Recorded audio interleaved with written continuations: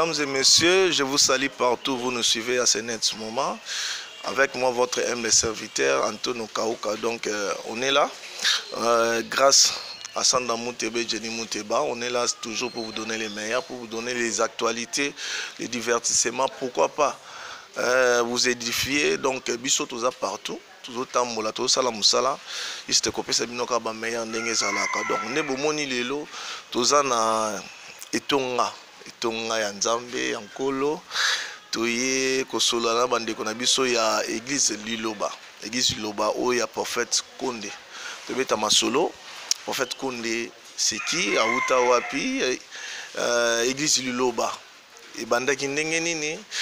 Église Liloba balera misunité. Pourquoi bandeko velo batuna biso babenga bengaka batunaka yango lelo toye awa to solola na Mosakoli Verlin wa azali pe cadre na église Liloba mais on peut ça ba présentation ebele bila ko expliquer vraiment kati vraiment oyo azali avant to betana ependa di solo. Merci na Gims oto ça ni musala makasi, merci na Gadimuya oyo pe to sala ka musala pour nous opesa bino toujours les meilleurs kaka ndenge zalaka sans plus tarder. Gims to solo na Mosakoli avant to betana ina ma solo ya misuni to betana ma solo. Donc habituez-vous déjà donc to bando ça na monsto ça salane boyebi que to ça ba côté mupanzi to zalaki ba chaîne to zalaki bien que ce que to changer to comme na masolo na biso moko. Donc au fur et à mesure to bando ça na ye to bando zwaka ka ba point moko poto débattre na bino pe tango bando benga la ba message no bando tinda poto partager kaka ndenge zalaka pona makambo o etali kolo. Donc mos boni bien sans malam parce que tout le monde a calé, tout le monde est sous plaisir à trop.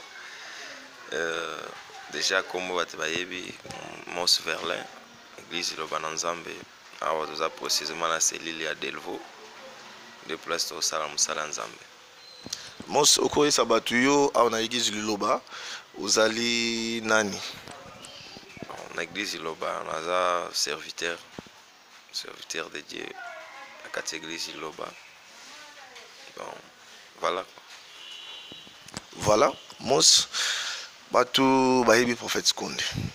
Bamsupe bayoka ekaka. Bamsupe batala ekaka. Mos prophète Konde azan nani? Auta wapi? Prophète Konde Azamuto, un homme ordinaire comme tout le monde, c'est un Congolais. Abotami na Congo, akoli na Congo, babani musanika na Congo. Un homme de Dieu, on zamba poni. Wapesa ye mukumba olelo mukili mobimba église Liloba et que partout. C'est à travers grâce à Nzambe, on Nzambe aponaki que lelo église Liloba na Nzambe zoko panzana partout dans le monde. Sur le continent nyonso presque Liloba na Nzambe est présent. Donc voilà. Prophète Konde azali Tuyaba Congo, si je ne me trompe pas, ça Mutaba Congo. Naba Congo, ndenge tokomoza na Congo baloba mingi ke ba Congo baza plus ba kisi ba Congo baza boye. Parce que bato bakoma mona prophète Konde auta na ba Congo. Aya na ba biloko na ye yango asala église tout ça akomi osala biloko ya zoko saki. Bon, prophète Konde aza congolais. Église Liloba na Nzambe abandi musane na Kinshasa. Église a vu le jour. Na ouverture nango na Bandal. Une semaine après église eke kozalama assis na salongo bimsum. Juste na avenue Lushiko. Place église Liloba na Nzambe bandi na salongo. O bayebi lemba salongo bayebi avenue Lushiko bandi wana. E utini na ba Congo e banda kuna te awa kutango e baninde na ba Congo eye ko kende nde tango église panzani. Et comme partout de Okende. Donc et puis place à ma benza un peu pour na peu battre malam même ko bota ma Jésus tant ba bengi Philippe que non ya to kende ko tala abi est-ce que loko malam ko bota na Nazareth azaki sur te que loko malam ko bota ndenge pe to moni soi-disant isa batu de conception ya batu ba Congo kuna ba kisi boy non. Est-ce que bato nyonso baza kuna bana kisi na ndimite? bon soki église peut-être ebandaki kuna euti Kinshasa tolinga tobaki ebandaki na bakongo ma église ebandi na Kinshasa et puis nzambe place aponaka moto ayebi ndenge nini aponaka bato ye atindaka. Jésus abotamaki na Bethléem ake kokola na Nazareth, mais ntango Jésus alinga abanda mosala il fallait abanda na Nazareth place akoli, mais ake obanda na Capernaum. Otali même histoire ya Jésus abanda ozonga Nazareth baoyamba ye lokola moto.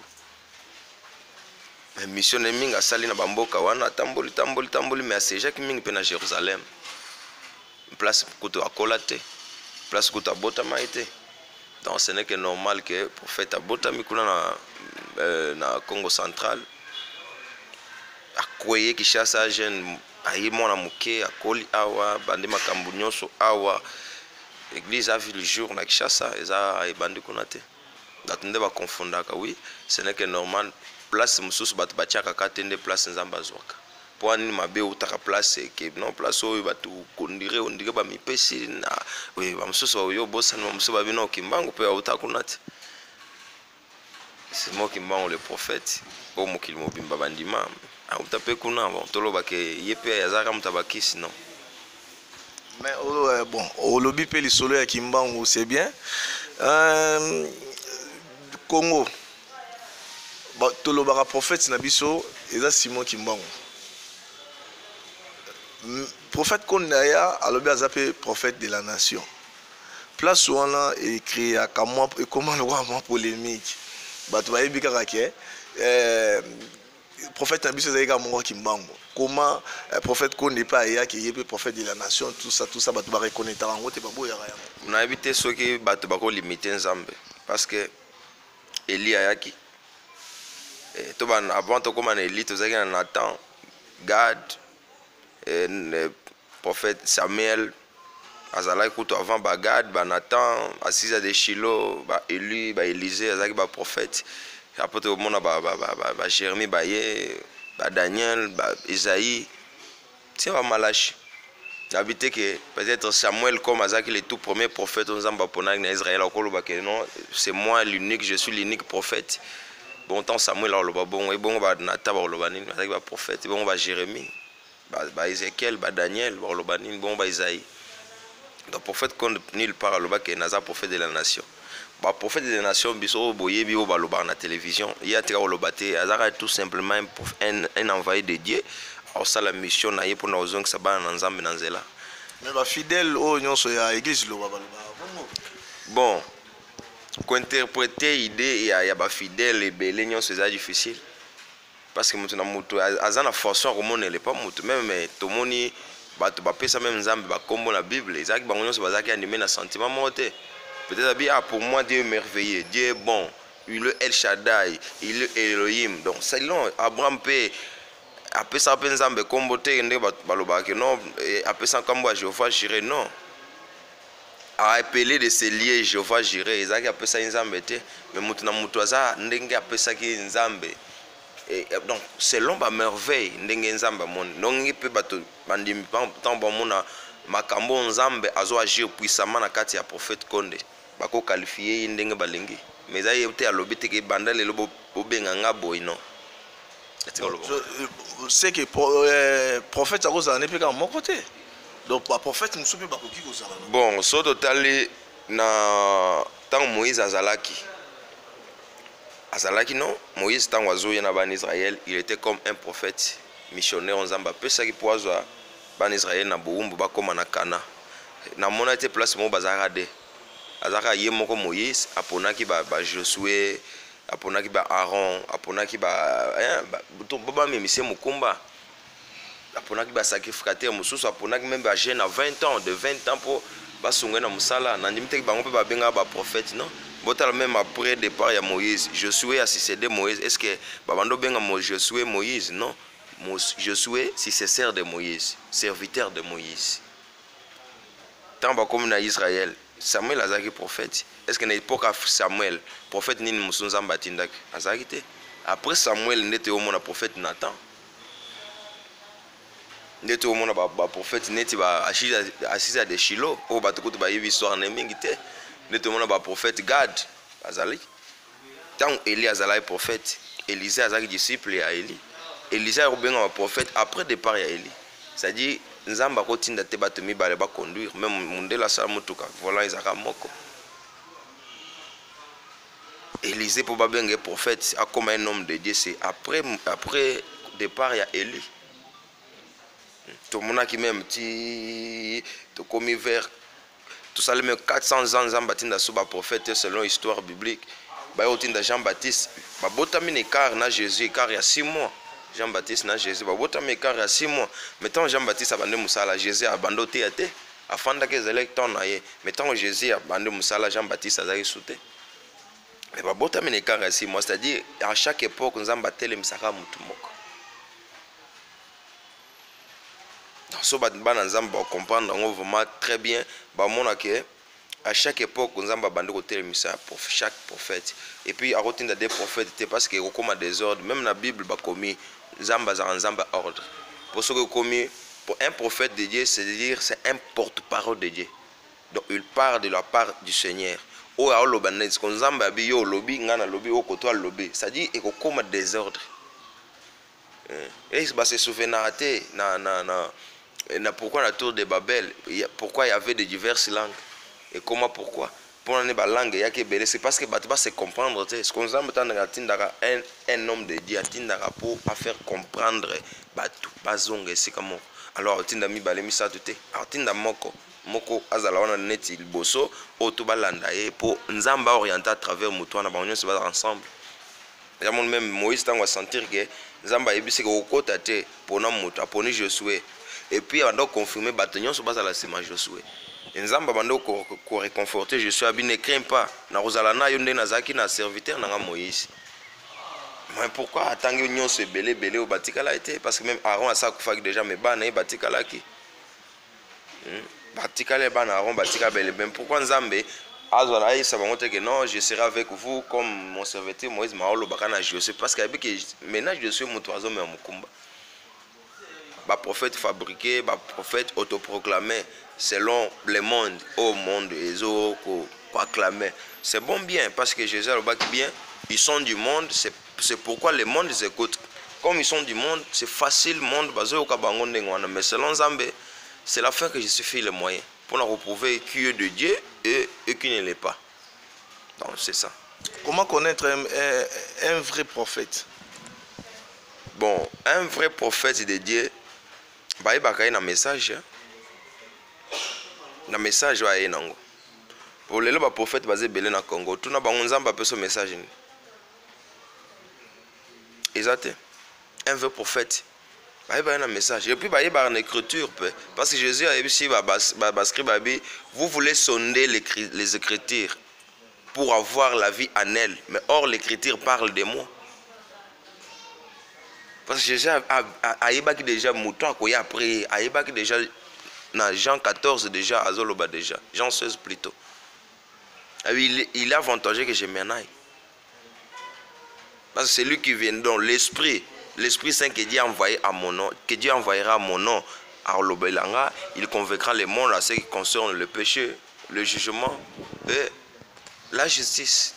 Il convaincra le monde. Après si Jésus appelle ça déjà critère ya mutu oyo akoya esprit wana esprit et c'est quelque chose oh et mon en a raté mais esprit wana et s'incarne à quatre na mutu. Donc Jésus abandonne parler de la personne et à un être humain mais il parlait de l'Esprit Saint. Mais quand l'esprit là sera venu et kozalaka na mupepe bando prêcher non il faut incarner là dans autre mutu. Alors nous autres mutu tant il là ta mutu wana alors mutu wana on manifester ba signe nini à reprocher jugement à reprocher justice et puis à reprocher nini péché. Voilà critère pour le moment au après Jésus au bas prophète qui avant Jésus bazaki na ba signe miracle dans salle mettons Jésus aye au monde que de Moïse tu na Jean-Baptiste mutu mota salle miracle parce que Moïse a sécu ça mutu mais Jésus a sécu ça bien que Élisée a sécu ça mutu mwana akaboli pe mai mais Jésus a kaboli te mais atamboli kola mai ça dit moi différence c'est là qui entre Jésus na ba prophète. Mais tant que Jésus a dit que non, tout est accompli. Mais na otika bino pamba te molsungi moli musanto akoya a rozana bino mikolonioso. Mais tant oya akoya a convaincre monde boy à partir moto bomona na message oyo ezo ils ont convaincre bato na péché originel, ou ils ont convaincre bato na jugement, na justice. Celui-là est un vrai homme de Dieu. Donc na temps actuel, ba voyez ba musala nzambe na biloko wana misato. Oazo prêcher justice, oazo prêcher jugement, oazo prêcher péché. Batu balobaka ke église liloba eza mingi baza mingi fondé kaka na prophétie. Église liloba tomona bango te basala ba miracle, tomona bango te bango basala prophétie. Et puis mutu soka ye peut-être azana problème de délivrance. Ezo ba mona yango te awo ezaka mutu aye prophétie tala. Biloko na so mona yango te. Soki mutu aye azana problème kaka mélange somagie tout ça. Bon, bana nzambe mingi et surtout congolais on a pas ensemble là. Tout le monde a le même sondage. Na bamboka nyonso Afrique, oui, ba africain ba sambela mingi, ça tel point nzambe après ce cadeau du ciel l'église iloba oye pour que a mona ki place volonté zalaki ya ressemble.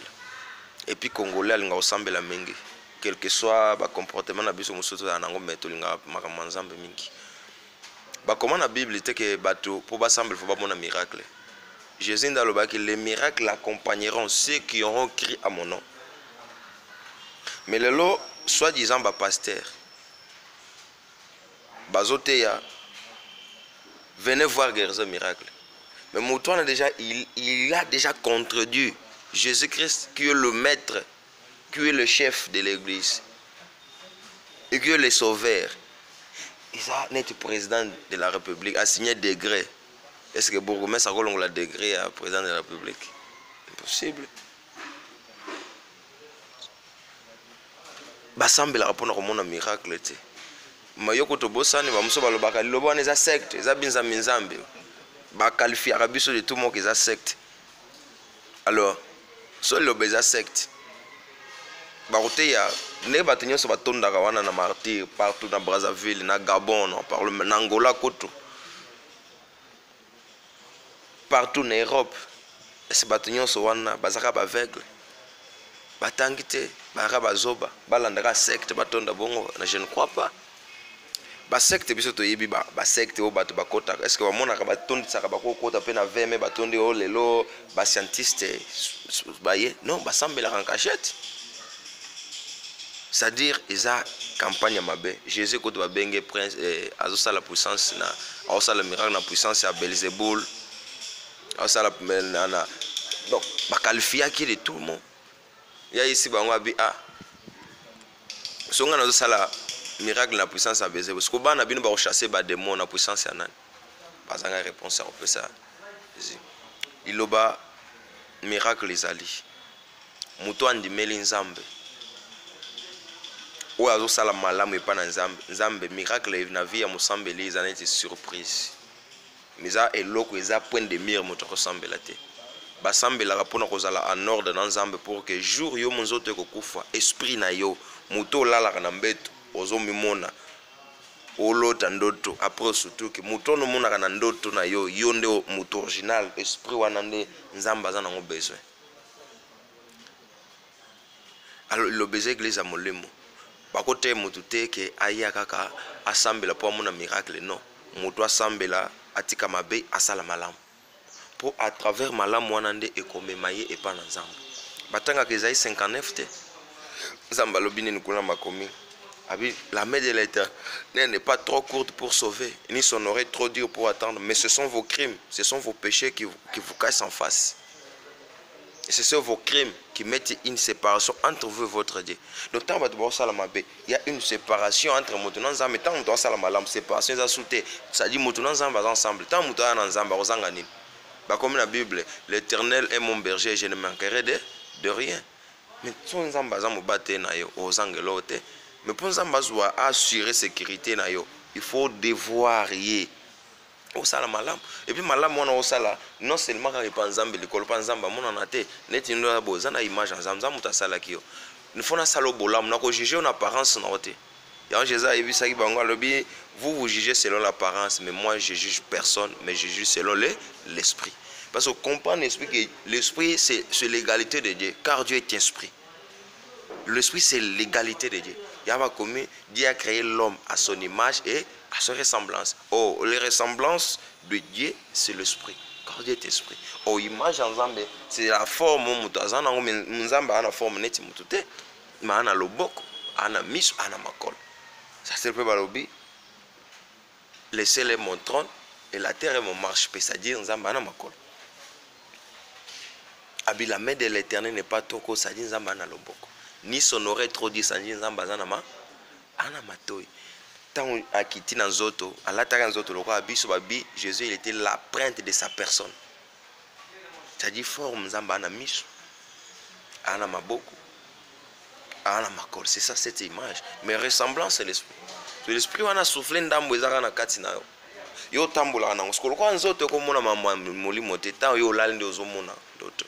Mais ndoto lali lotiango na 4 heures. Olamuki na ton tito comme 17 heures, c'est le moment là que na monde spirituel na monde charnel décalage ezalaka. C'est-à-dire muto ressemble pour la chair parce que tout ressemble pour la chair, on a toujours en retard. Il faut sembler là selon l'esprit parce que l'esprit n'est pas en avance. L'esprit comme on a makambo en 2030. L'esprit comme on a makambo en 2040. Dans l'esprit à Jésus qui est plus habillé au dernier jour, plusieurs abandonnera leur foi pour s'attacher aux doctrines des démons. C'était en quelle année? Mais pour une année, il s'accomplir. Voilà. Mais l'esprit est qui déjà en avance. Donc dans cette église, il y a des miracles.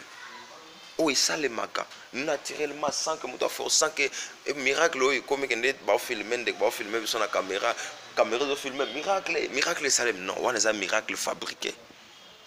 Miracle ensemble tant que ça les maca muto baraté. Miracle ensemble tant que ça les mana yo yebata. Tala miracle nan il y a croissance en autres muto.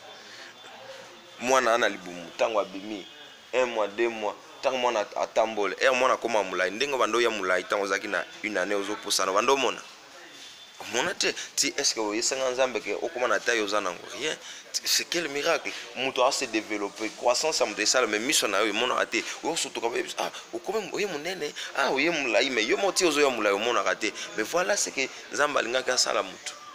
Donc tout le monde a au nom de Jésus,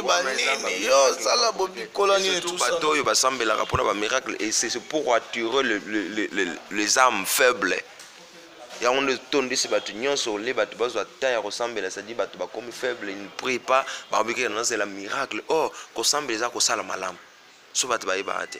Ressemble les actes au lobaté, ressemble les actes au salam bagmas, te kokanga mesu. Oh my God, Jesus, oh mon Dieu, ce n'est pas ça ressemble dans Zamba Luka. Ressemble les ali au salam malam.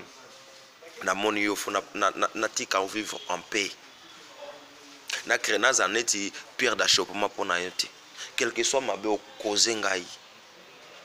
Mutunyo so na zomona zane en bon terme, c'est ça avoir une attitude à prière, mais attitude à prière à l'élo. Oh Seigneur mon Dieu, on va ensemble la tête. On va l'aventure. Et ici le bâtiment mutaya qui était que pour prophétie à solo yangonde. Pour impressionner. Parce que basambe balingi ba bloc ça sensationnel, ils a mutoazo monande. Il faut bandi maké mutakwe yi mutasali boy accueillir voilà peut-être ba mona que non voilà mutonde assemblée. Mais en réalité c'est pas ça on zambazo là. C'est pas on zambazo là on a té. Yango bato benga mino suko batakisi c'est parce que bazo mona bino doctrine na philosophie na bo salela. Mais c'est différent vraiment avec tout le monde. Oui, ça il faut qu'on marque différence.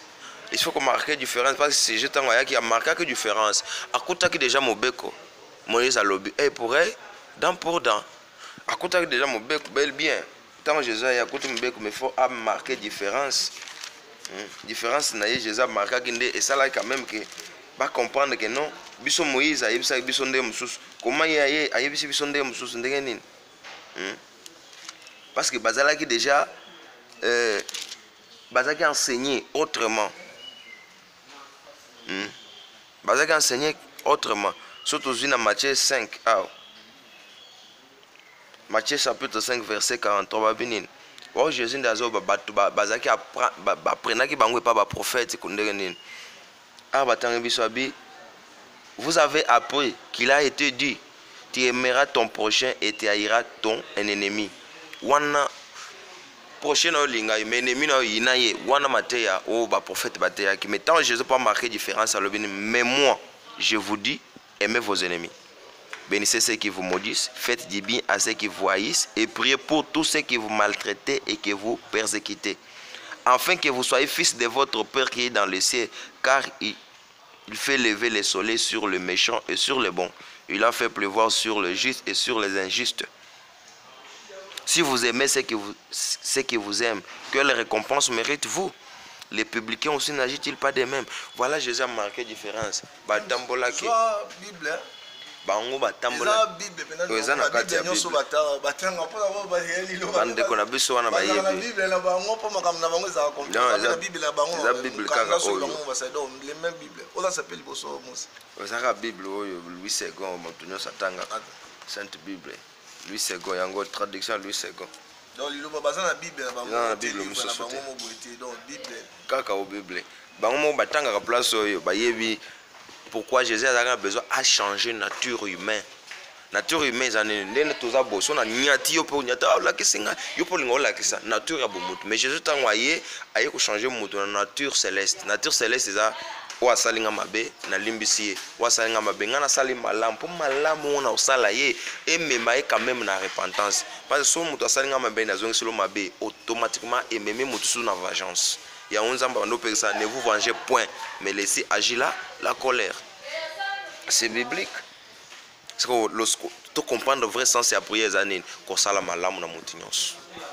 Quel que soit bateau basala comme ma béuse, donc c'est un balam. Voilà verset oh ils là que c'est déjà fondement ya prière. Qu'on s'ala malam. Donc tous on a problème prier na okaka zalaka na kondimayo ata mutu alukaka bambishi na musala na yo yo salika bolam ozo sala wana un jour ko changer pour ça que mutu asalo mabe yo zongi c'est le peu mabe o gagner ni et peur oluka pas zongi ça au monde que aussi la te mettant ya salo mabe yo sale bolam asalo mabe sale bolam mabe ah mutu on a ina ke pe pamba. Cette fois-ci, au monde que force à resala malam et neutralisera même mabé et le colongo la même kindoki.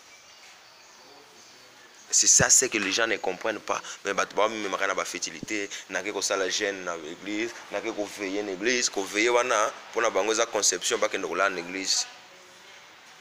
Oh veiller na Bible les a tous les jours de ta vie. Est-ce que tant babi mon veiller ngolo ba ke kende tikanda ou na église non? Il fait que du contraire, où est biblique. Donc, tu vas à l'église, tu vas à la vie, et tu vas à l'ongenda. Tu vas à la vie. Jésus a le bac aux assus ni na Ngomba, ni na Jérusalem. Oh, carême, na sali carême, na yo gêné. Bon, ko gêné, yo za journaliste. Ko gêné, aux appels au moto semble la paix.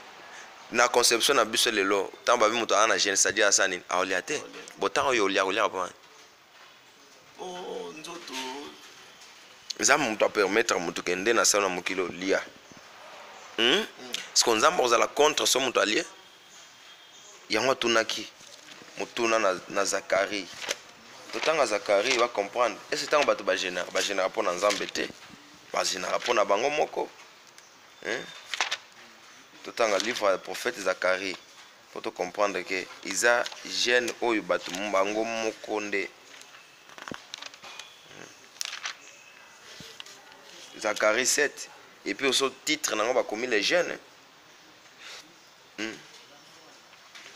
le même à partir à verset 5 à 4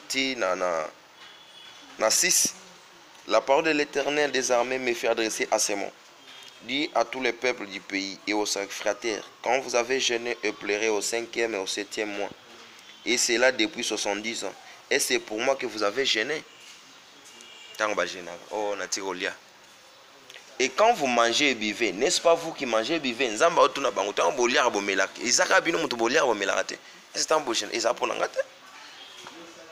De temps pona yo parce que oliaka pona yo oliaka pona nzambe te donc soko liete ezala mpeka yo mo kaka ça n'a rien à voir na makambo nzambe ça n'a rien à voir mais les gens vivent c'est par croyance Et tant atiki biloko soit jour amon likambo esalemi bien yango natika biloko likambo esalemi non non non non c'est pas ça.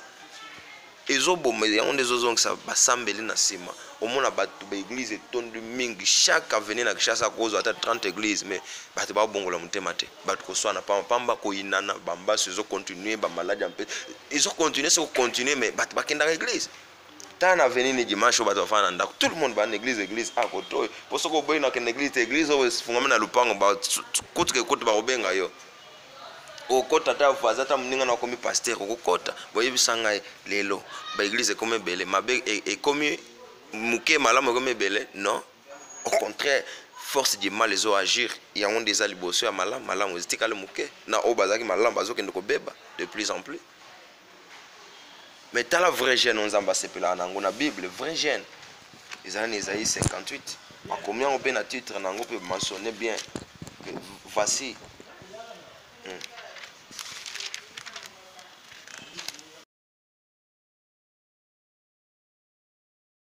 les vrais jeunes.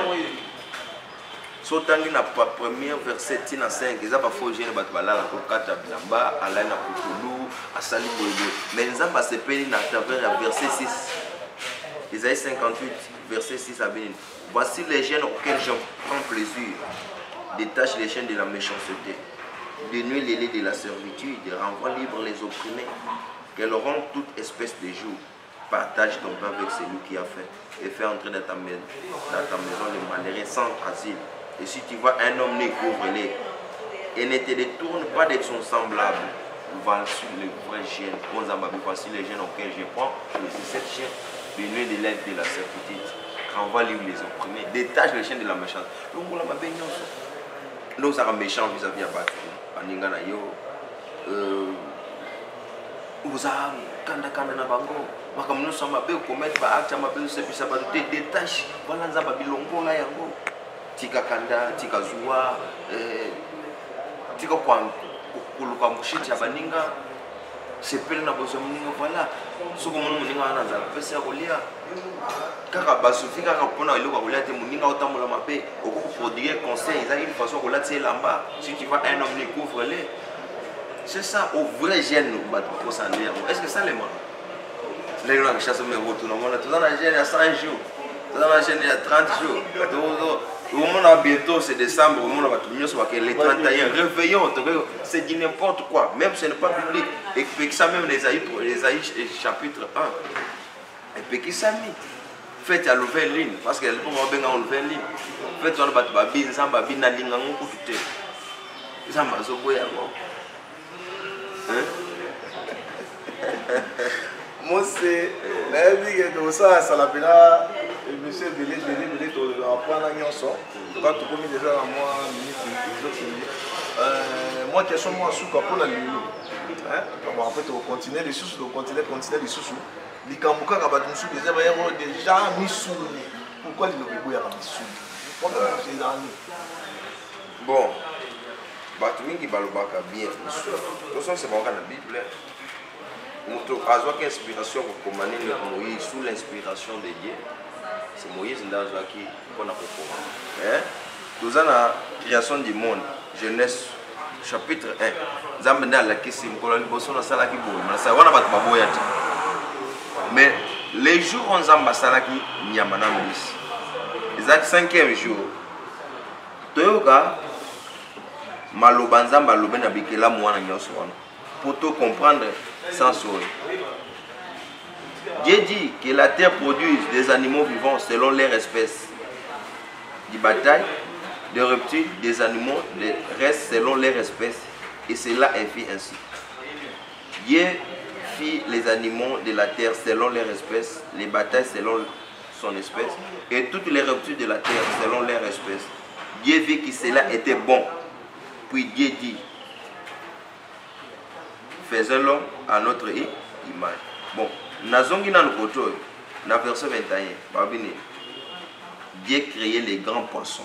Parce que balobani, biloko wana babima yebi misa. Bon, mutunde azaki créé. Biloko nzamba bi que les eaux produisent. Oui, abandaki na 20 que les eaux produisent en abondance les animaux vivants. Mais na 21 babini, Dieu créait les grands poissons parce que mutunde alobati, nani aza créé. yango eza produit à main ce qu'on a babini Dieu créé balon batang ba filmer bien Dieu créé les grands poissons et tous les animaux vivants qui s'émènent et que les oiseaux produisent en abondance selon leur espèce. Il crée aussi tous les oiseaux à la création. Selon son espèce, Dieu vit que cela était bon. Dieu les bénit en disant, soyez féconds, multipliez, remplissez les eaux des mers et que les oiseaux multiplient sur la terre. Ainsi, il y a eu un soir, il y a eu un matin, ce fut le 5e jour. Les mêmes paroles aux ambalobi, soyez féconds, multipliez-vous. Les mêmes paroles aux ambalobi, namou. Tout ça dans la création, Genèse 1. La version d'ambalobi. Puis Dieu dit, faisons l'homme à notre image, selon notre ressemblance, qu'il domine sur les poissons de la mer, sur les oiseaux du ciel, sur le bataille, sur toute la terre et sur tous les reptiles qui rampent sur la terre. Dieu créait l'homme à son image. Il créait à l'image de Dieu, il créait l'homme et la femme. Dieu les bénit. Même parole, Dieu les bénit et Dieu leur dit, soyez féconds. Multipliez-vous, remplissez la terre et l'assujettissez et dominez sur. Parce que dominer, le mot dominer, il va détruire et tuer. C'est-à-dire qu'on a supériorité, c'est-à-dire une façon il y a pour diriger. Donc l'homme a venu à mettre dans un représentant, il y a Babylone qui est tout ça dans la Genèse 1, pour moi, il y a un détail, mais il y a un détail pour l'année. Parce que nous avons besoin de bilo qui va relire. Nous avons besoin de salit. Avec ce robot, on va boire. Parce que nous tous les robots. On va voir qu'une église on a un robot qui est en train de s'en abattre. Nous avons besoin de robot, nous avons diminué. Si on place on est comme un problème. Dans le verset 29, nous avons besoin de 40 toujours dans Genèse 40.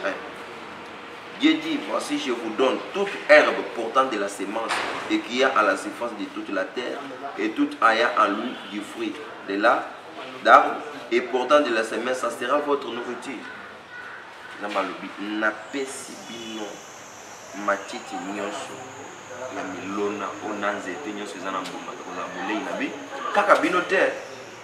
Et tout animal de la terre, à tout oiseau du ciel, à tout ce qui se met sur la terre, ayant en soi un souffle de vie, je donne toute herbe verte pour nourriture, cela ainsi. Ainsi.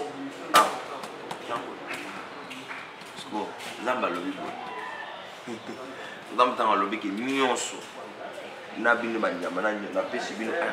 Ça sera votre nourriture. Est-ce qu'on place alors, et Michel Bosso, ce qui nous a proposé là, t'expliquer Maramboya Mission pour une profondeur. Il y a 2 versets, 11 ans, qui ça. Mais si vous avez dit que Yesu est moi, ça a été miracle. Mapa na mambisi. Jésus a vu ça miracle.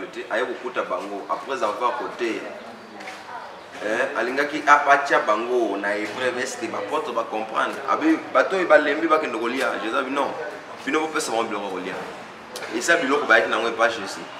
Et puis ta bolobelaka mapa na bambisi mais bolobela 20 na fête à Cana. Bolobelaka 20 parce que ba passer va na bateya. Bat balia monsieur me appelle ça bateau comme la masanga. Parce que Jésus ça la miracle à 20. Ce que ezaki ndenge. Parce que ezaki invité na fête bateau ba mela ba 20 ba meli na suka 20 ici. Pour mon kaza créateur, il faut aller savoir que non bozo mbongo que nous sommes ba 20 il fallait à ça le miracle la bimsa mbongo bozo mai botoni ça mais mai wana yi abongo lango comme vignongo comme suka est-ce que 20 za la sucre boto na na bateau ba mela 20 za la sucre 20 ni za la sucre ezali. Mais comment va me lever avec sucre mais pourquoi 20 ya boya sucre les na simandenge mais ça qui miracle la salade et c'est même que ndenge atuni bato que non vous avez quoi à manger ba ina 2 poissons ba ina 5 pains azoya multiplier pour parler parce qu'ils ont moulé bango bandolia c'est comme tout temps on y a quand l'église il va me coller bosso baté ya été que oh lengo yawa pour aller à ce monsieur non bat la doctrine et c'est par après de découvrir. Il y a un Jésus ici que j'ai encore beaucoup de choses à vous dire, mais vous ne pouvez pas les supporter pour le moment. Il y aura un temps où vous supporter. Donc Jésus a fait ça qui bango et le bango va s'arrêter. Bango va yaki nango, c'est tout comme on a fait à Cana. Bava c'est zalaki 6.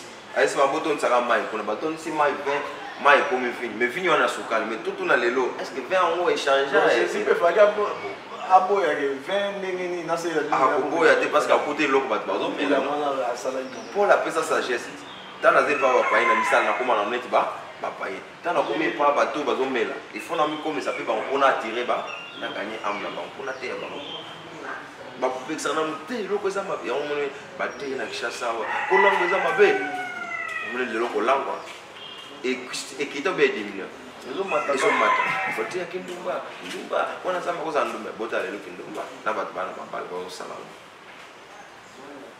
c'est-à-dire bazalaki na fontaine un vrai médecin pour traiter moto fa diagnostiquer malade c'est ndenge prophète comme d'ailleurs un vrai homme de Dieu tant à diagnostiquer nanu atala eloni les autres tongisa bato tant Jésus a gâté que dans ce monde il n'y a pas l'amour aimer ton prochain comme toi-même parce que depuis que ndenge yo milinga nazala bien so na lifu nazala bien ndenge peut de même on peut s'affection ne pas moninga na ikoza la bien au gracier azala en paix tout ça na ta grâce mais c'est quoi les grâces c'est quoi en question ta grâce mais tant au gracier moninga na yo il faut na paix au sourire il faut na tika vivre en paix il faut ça na liberté nyonso vis-à-vis na ngano place au monde nga se gêner te zwanga no to ana problème ne to fandi bo za kimia au sentir aux mal à l'aise parce que ngano to sola mais surtout au sola to en bon terme au sentir aux à l'aise n'est-ce pas c'est ça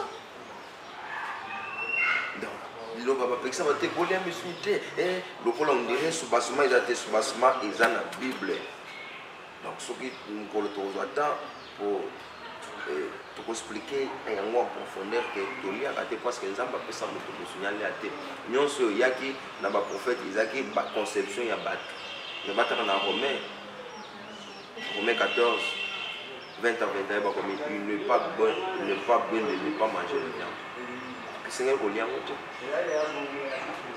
parce que tant que Yozolia olé mosuni ba bomaki oh on a dit commandement et ça un commandement moko éviter que ne tuer point parce que ne tuer point babé so katinze été na okatinta ba mutu balobani abomi taba akatinze été taba so o kati mutu okatinze été balobani na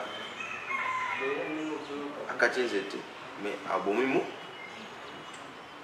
abloko wana isa na souffle de vie mabota maman mais ça va libérer par moi ndenge koko le reste de pourquoi aussi comme on dit mais nous étions matiti peu et vivant maintenant ma personne mutuelle lia est-ce que nous étions dans un souffle de vie qui a en soi un souffle de vie n'est pas commis à la Genèse chapitre 1 verset 19 les 30 plutôt qui a en soi un souffle de vie ça sera votre nourriture autres ils en a peu ma bon moi balia matiti balia il va te sogo mundele ochi soka lié moi repas na soka zoni ba fruit pour na dessert il est important pour nous autres nous avons équilibré parce que les autres c'est un produit de la terre il faut la nourrir na bloc ils a produit la terre pour que les autres ça y est ils doivent en vigueur na éviter au bout de soka là ba pêcher ba bien faut les monsieur ni ba se faut ya fruits il faut ya ba légumes parce que dans les légumes ils ont renforcé ba fer même ba calcium mes amis c'est ça c'est on zamba pour avec on a et ça na monsieur peut ba faire les parce que ba wale tout en est ngombe de mo kimo ba to melaka elika ngombe ale kaka matiti wana zolia ni na yeza na vitamine koleka ko ba osala ba fromage ba zolia pe ba zokoma pe ba santé. Merci Mos, merci.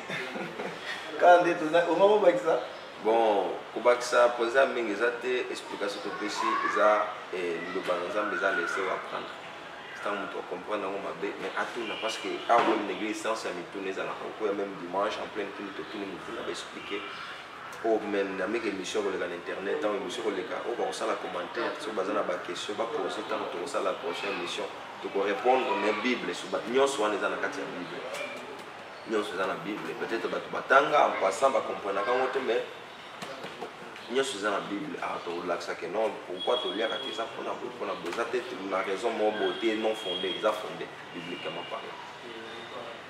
Merci beaucoup Mos. Un dernier message, n'appelle de Dieu. Et puis, Bandeko, Baroui Kozoyo, Pendengeni, au moins dernièrement, puis maman me souba tout ça, puis sur ma magie, numéro ya Bandeko, Bandeko, Bazana Poto, Bako Kende, Akopota Wapi, Aroui Kozoyo, Jindeng, Namosa, tout ça, bon, merci beaucoup, Nabandeo, Nyoso, Bakozoa, Atan, Yamolanda Biso. et l'autre aussi na bana nzambe c'est l'amour, la paix, l'unité, tolingana mokilo yo to la matérialité oui la teke ngana za na poto za na kishasa za mayele te soit nzamba yebi te ubenga na zui na za musala za chômeur za le non tous en mutunyoso na même plus d'égalité parce que riche ou pauvre aujourd'hui tous vivre mais demain tous à la vie tout préparer vie royaume de Seba na nzamba atozolia atoza na mituka atoza na musala biloko wana eleki moninga na ozopesa moninga no valeur ozopesa moninga na yo motu yango nde akozongisela ye kimi ozopesa na baninga na yo kimi wana bakozonga ata bakozo mabe mais oza moto akopesa kimi bakokende ti bakozonga babi te tozonga parce que pembeni na oza kimi message na bana nzambe nyonso bakolaki biso na monde entier en tout cas to prôner sur l'amour amour nde eleka nyonso linga moninga na royaume kimi pesa kimi na moninga na yo pesa vraiment grâce na motu nyonso a vivre en paix ata moi différent mon a partagé na moninga na yo c'est ça ce que le Seigneur t'a réclamé dans ce monde qui va balingana voilà un peu message mais pour la contact il a biso ils allaient plus 243 89 96 11 670 plus 243 89 96 11 670 pour contacter biso peut-être répondre à la précision sous la question on m'a bêté aux alliés pour répondre à tout moment ils appellent numéro dans la WhatsApp ou bah appellent dans WhatsApp pour contacter biso ou bah contacter ce bazar a besoin église ou bah en France ou bien quand on peut savoir adresse ou bazar en Angleterre en Allemagne ou bah en Suisse ou bazar aux États-Unis Dallas Caroline partout place église le Bézali ou bah contacter on peut savoir toujours l'adresse. Merci beaucoup, Mons. Merci Nathan pour le Bisso. Merci que tout ça est sur le programme. Nous sommes en France, merci la bilan sur le Bisso. Nous sommes tous à Moussala. Et surtout les autres, on est en Nzambe. On va et le pénézate, merci à la guerre, merci à Gabi, merci à Sanda Mouteba, Johnny Mouteba, Ryan Antonio, donc Natiki Bino. Numéro est ça là, beaucoup de questions, ma situation, on a tout, beaucoup de débat, donc je sais le nom comme ça, merci à Bino tout. Ciao.